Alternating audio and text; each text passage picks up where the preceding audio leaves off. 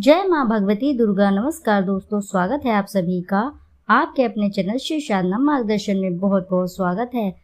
आज की इस वीडियो में आप जानेंगे साल 2024 में शारदीय नवरात्रि कब से शुरू होंगे। नवरात्रि पर ये चीजें घर से हटा दें तो बेहद ही शुभ होगा, अन्यथा घर में दुर्भाग्य आने से कोई नहीं रोक सकता। यदि यह चीजें घर में नवरात्रि के दौरान में पाई जाती हैं तो माँ दुर्गा बहुत ही अप्रसन्न होती हैं और क्रोधित होती हैं। तो यह चीजें आपके घर में हैं तो तुरंत ही फौरन ही घर से हटा दें। तो आइए जानते हैं वे कौन कौन सी चीजें हैं जो आपको शारदीय नवरात्रि शुरू होने से पहले आपको अपने घर से हटा देनी है। दोस्तों, नवरात्रि का महापर्व बहुत ही शुभ माना जाता है और मंगलकारी माना जाता है। नवरात्रि के पूरे 9 दिन गंगा जल के हर एक बूंद की तरह पवित्र माने जाते हैं। ये शुभ समय भक्तों के जीवन में खुशियों की सौगात लेकर आता है। दोस्तों, आपको बता दें कि साल 2024 में 3 अक्टूबर को इस बार माँ दुर्गा पालकी पर सवार होकर आएंगी, पृथ्वी लोक में पधारेंगी। शास्त्रों में वर्णित है कि तथा मान्यताओं के अनुसार अब की बार पालकी पर सवार होकर आएंगी माँ दुर्गा। माना जा रहा है बेहद शुभ समय है। अब की बार नवरात्रि में कौन सा शुभ योग बन रहे हैं। शारदीय नवरात्रि अब की बार 3 अक्टूबर से आरंभ होगी और 11 अक्टूबर को महानवमी होगी। 12 अक्टूबर नवमी को दुर्गा विसर्जन के साथ इसका समापन होगा। माँ दुर्गा इस बार पालकी पर सवार होकर आएंगी, जो कि देश दुनिया के लिए अशुभ प्रभाव का संकेत माना जा रहा है। तो आइए जानते हैं इसके बारे में आपसे विस्तार से। शारदीय नवरात्रि का आरंभ इस बार 3 अक्टूबर से हो रहा है। इस बार माँ दुर्गा का आगमन पालकी पर होगा। माँ दुर्गा हर बार अलग अलग सवारी पर सवार होकर आती हैं।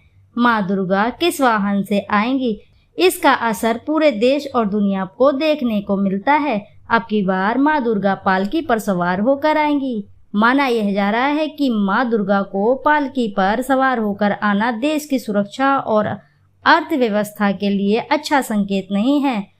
तो आइए जानते हैं नवरात्रि कब से है, कब तक है और साथ ही माँ दुर्गा के पालकी के आने से किन बातों की आशंका जताई जा रही है।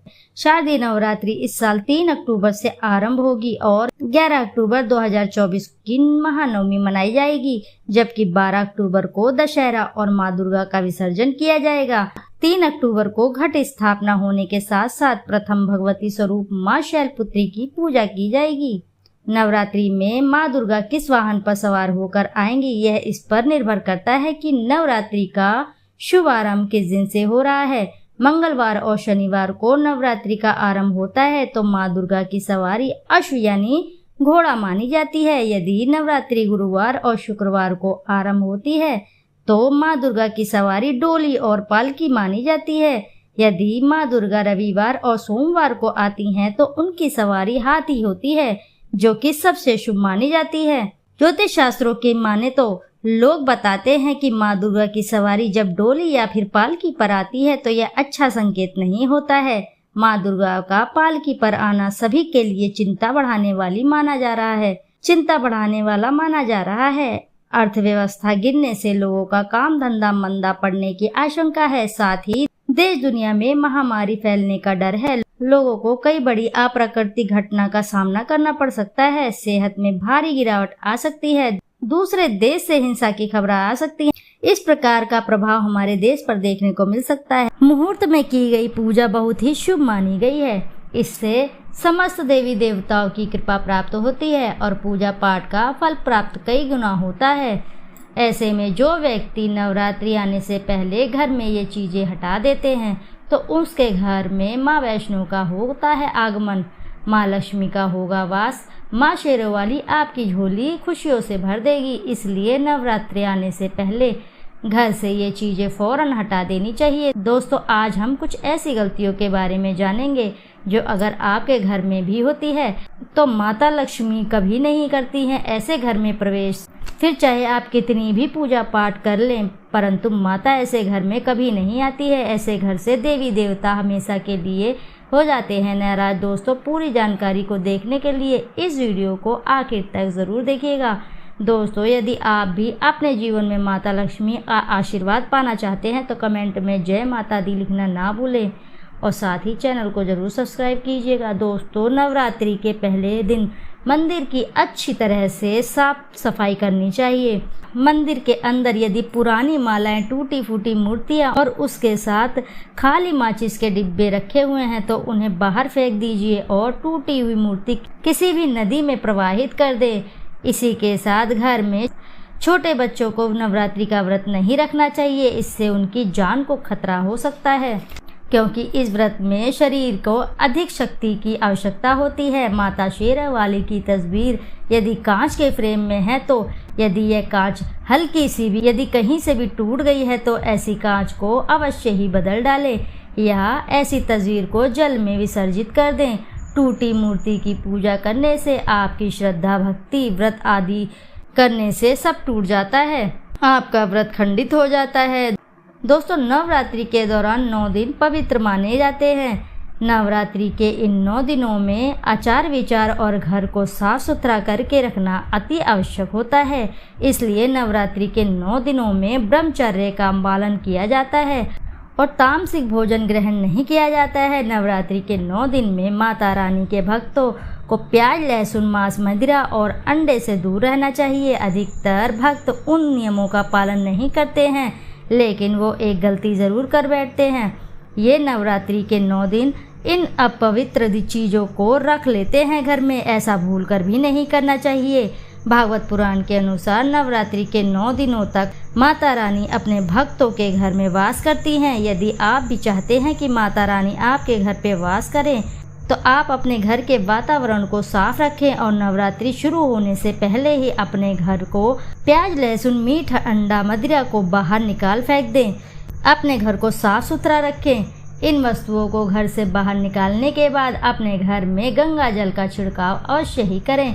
भगवद गीता में भगवान श्री कृष्ण कहते हैं, बगैर गंगा जल के छिड़के कोई भी मंगल कार्य शुभ नहीं होता है, सफल नहीं माना जाता है। गंगा जल का छिड़काव स्वयं भगवद गीता में ही श्री भगवान श्री कृष्ण ने बताया था। यदि आपके घर में गंगा जल ना हो तो मार्केट से खरीद कर ले आ सकते हैं और गौमूत्र लाकर गौमूत्र का अपने घर में छिड़काव करें। बस थोड़ा सा पानी में डाल लें, इससे आपके घर का वातावरण पवित्र हो जाएगा। घर में मौजूद नकारात्मक ऊर्जा भी नष्ट हो जाएगी और जिस घर में वातावरण पवित्र होता है और नकारात्मक ऊर्जा नहीं होती है वहाँ माता रानी का वास होता है। नवरात्रि के पहले आप अपने पूर्ण घर की अच्छी तरह से साफ सफाई अवश्य कर लें। घर में जो भी फालतू सामान हो, फटे पुराने कपड़े, उन्हें बाहर निकाल दें। घर में बेकार पड़ा सामान नकारात्मक ऊर्जा को बढ़ावा देता है, इसलिए गंदगी बिल्कुल भी ना करें।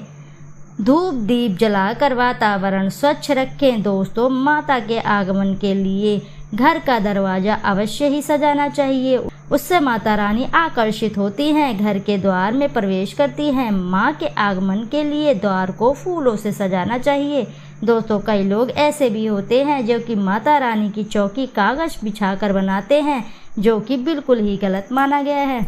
माता की चौकी के लिए आप सदैव लाल कपड़ा ही बिछाएं, काला कपड़ा और सफ़ेद कपड़ा भूलकर भी ना बिछाएं। ध्यान रहे कि कपड़ा फटा भी ना हो। दोस्तों, यदि आपके घर में देवी देवताओं की खंडित मूर्तियाँ या फिर फटा हुआ चित्र यदि हो तो उसे किसी व पवित्र नदी में विसर्जित कर दें, क्योंकि ऐसी मूर्तियाँ और चित्र दुर्भाग्य लाते हैं। देवी देवताओं की खंडित मूर्ति का पूजन ना करें और ना ही उन्हें घर में रखें, क्योंकि उन्हें घर में रखना अच्छा नहीं माना जाता है।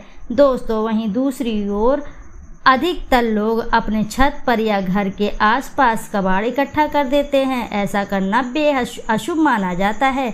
अगर आपने भी अपने घर में कबाड़ इकट्ठा किया है तो वह तुरंत घर से हटा दें। दोस्तों, यदि आपके घर में कोई भी बंद घड़ी हो तो नवरात्रि शुरू होने से पहले उसे अपने घर से ज़रूर हटा दें और नई घड़ी लेकर आएं या फिर उसी घड़ी की मरम्मत करवा लें। घड़ी को प्रगति का प्रतीक माना जाता है। बंद घड़ी समय से पीछे चलने वाली घड़ी हमारी प्रगति में बाधा डालती है, इसलिए नवरात्रि शुरू होने से पहले ही आप बंद घड़ी को घर से बाहर निकाल दें। दोस्तों, अगर आपके घर के मंदिर में किसी भी तरह का फालतू सामान रखा है, जैसे सड़े गले फूल, अगरबत्ती के खाली डिब्बे या फिर माचिस आदि के डिब्बे या कोई भी खाली पैकेट मंदिर में ना रखें, या फिर कोई भी फटी पुरानी धार्मिक पुस्तक या भगवान के कोई भी पुराने कपड़े जो फट गए हों या मुकुट माला जो खराब हो गई हो, तो उन्हें आप जितना जल्दी हो सके अपने घर के मंदिर से ज़रूर हटा दें। नवरात्रि आने से पहले आप अपने मंदिर के आसपास की साफ सफाई अवश्य ही करें, तभी माता रानी की चौकी स्थापित करें। इसी के साथ अपने धन रखने के स्थान की सफाई अवश्य ही करें, क्योंकि नवरात्रि के दौरान माता लक्ष्मी भी प्रवेश करती हैं। धन रखने के स्थान पर किसी भी तरह का कोई भी फालतू सामान, टूटा फूटा हुआ सामान न रखें। धन रखने के स्थान को मंदिर की तरह ही साफ रखें। नवरात्रि के दौरान माता रानी की पूजा में कौड़ी को जरूर शामिल करें। माता रानी के साथ साथ प्रतिदिन कौड़ी का भी पूजन अवश्य करें। इसके बाद आप कौड़ी को धन रखने के स्थान पर रखें। ऐसा करने से बरकत हमेशा ही होती है। यदि आपके पास पुराने जूते चप्पल इकट्ठे हो गए हैं तो नवरात्रि से पहले आप उन्हें भी घर से जरूर निकाल दें। पुराने जूता या चप्पल अशुभता के कारण घर में नकारात्मक ऊर्जा आती है। दोस्तों, नवरात्रि आने से पहले घर से जाले निकालना ना भूले। यदि जिस घर में जाला होता है उस घर में भी माता रानी कभी नहीं वास करती हैं। इसी के साथ टूटे फूटे बर्तन यदि घर में पड़े हैं तो टूटा फूटा बर्तन या आईना भी पड़ा है तो उसे भी जरूर घर से निकाल फेंकें। तो दोस्तों, ये थी कुछ चीज़ें जो आपको शारदीय नवरात्रि आने से पहले आपको घर से निकाल फेंकनी है। अन्यथा जिस घर में यह टूटी फूटी चीज़ें पाई जाती हैं वहाँ पर माँ लक्ष्मी विराजमान नहीं होती हैं, साथ ही माँ दुर्गा वास नहीं करती हैं।